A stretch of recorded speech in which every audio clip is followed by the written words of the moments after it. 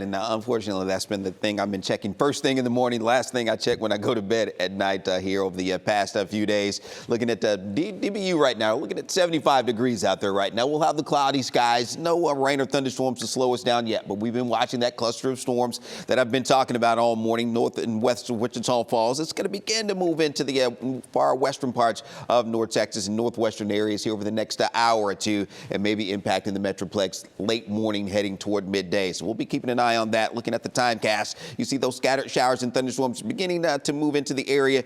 Again, after 9 o'clock, we'll start to see a few more showers and storms developing across the area. And again, that cluster as we head toward midday, late morning, continuing into the afternoon. Could see some redevelopment a little bit later this morning and heading into the afternoon. Another push of some thunderstorms moving down for the afternoon commute as well. So we'll be watching that radar very closely throughout the day with that severe weather threat that we've been talking about across the area as well. Now, I do think things will start to taper off and wind down a little bit as we head toward the early evening hours before the next round of thunderstorms moves in from the west. That's going to be late tonight as we head toward midnight into the overnight hours. But again, there's that slight risk for severe storms. Damaging winds, large hail going to be the main threats today. Tornado threat remains low, but not zero as we go through the day today. So we do have that level 2, that slight risk for the severe thunderstorms heading into this afternoon.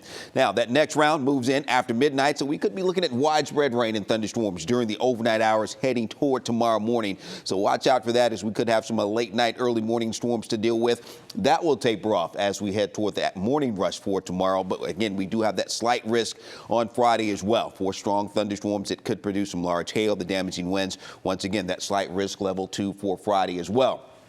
Now, depending on what happens late tonight and early tomorrow, that will impact the storms as we go through the day tomorrow. So maybe a little bit lower coverage as we head later into the day on Friday, but we will still have that threat for some stronger thunderstorms around, and that begins to taper off Friday evening. But we're still not going to be done with the storms yet. Even as we get into the weekend, we'll carry at least a marginal low-end risk for some severe storms into the upcoming weekend. So several days of some unsettled weather that you'll have to be aware of, along with that severe weather threat. Could be looking at some locally heavy rain, upwards of 2 to 4 inches between now right on through the upcoming weekend. All right, here is that 3-day forecast for you going through the weekend. Tomorrow will only be around 80 degrees with the widespread showers and storms around, about a 70% coverage with the rain on Friday. Now, lower chances over the weekend, still about a 30 to 40% coverage Saturday going into Sunday. Those highs begin to climb back into the upper 80s, and some low-end rain chances through maybe the middle of next week. And then we should begin to dry out some, I think, as we head toward the latter half of next week. And you'll notice those temperatures begin to creep back into the low 90s late next week and as we head into next weekend. All right, Deshara, over to you.